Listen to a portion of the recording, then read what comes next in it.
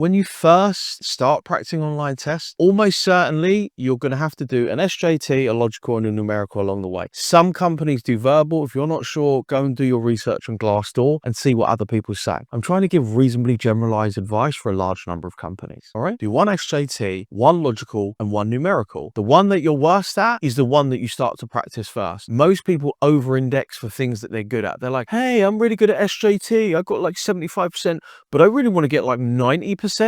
Why? What about the logical test where you got like 20% and a little bit of work could pull you up to 60%? Now, how do you know that you're ready? And sometimes this can be very tricky when everything's compacted, which is why I'm making this video at the 27th of August, because if you're watching this and you're smart, you're going to watch the whole video, you're going to put into practice what I say so that when graduate applications start to open throughout September, you're ready. You're ready to go. You're not like, oh, everyone started? Crap, I better put on my running gear. You're like, yeah, I'm ready.